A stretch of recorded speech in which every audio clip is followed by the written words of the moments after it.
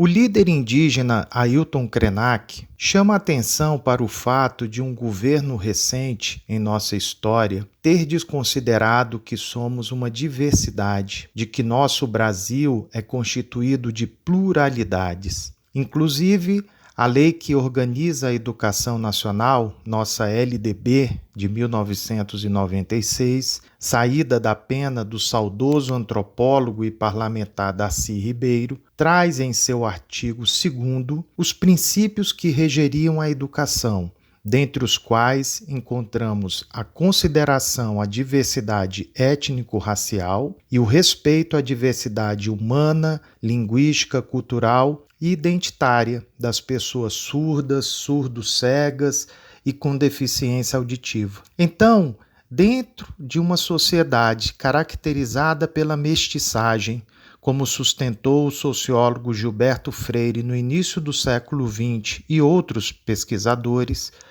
e tendo um reconhecimento legal desse fato, por que nosso sistema educacional aparenta estar dissociado desta realidade?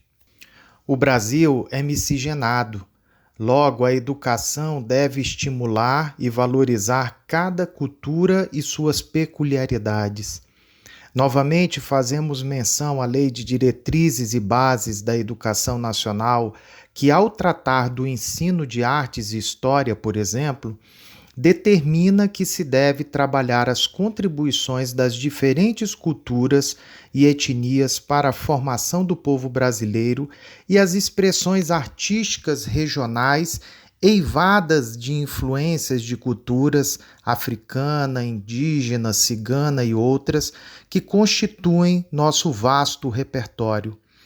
Apresentar uma narrativa histórica descarnada dos hábitos e costumes dos povos que aqui vieram parar pelas mais diferentes causas é, no mínimo, uma desonestidade intelectual. A educação multicultural pode ser, pois, esse antídoto para a violência cultural, explícita ou implícita, que vez por outra testemunhamos na cotidianidade. A educação cultural contribui, nesse sentido, diretamente para a concretização de um dos objetivos de nossa República, como expresso na Constituição de 1988,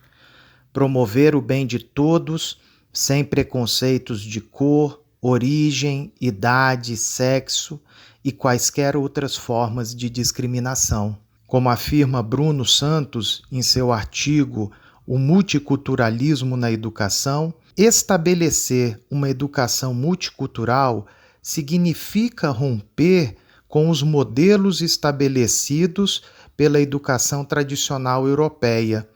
modificando o velho e batido currículo escolar que se tem hoje. Afinal, trata-se de um tema transversal, como outros que são trabalhados de forma ainda rasa. E combinado a questão do currículo, o autor coloca também o ponto de se o professor em exercício ter ou não uma visão pluralista sobre educação e cultura. Por fim,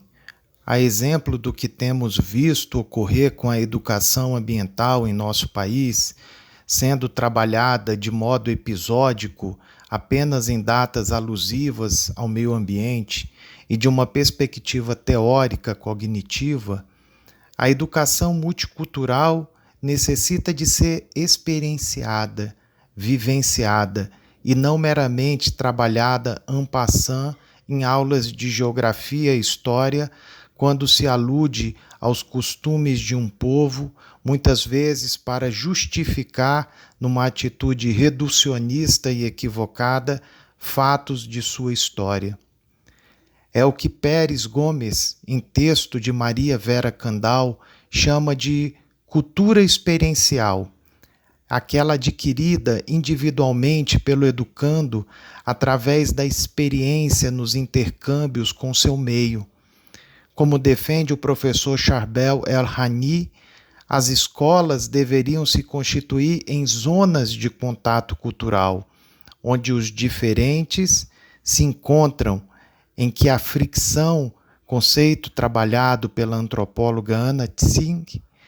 é encarada como algo natural e produtivo. A natureza nos ensina que quanto mais diverso um território, mais chances ele tem de se conservar e mais rico ele é.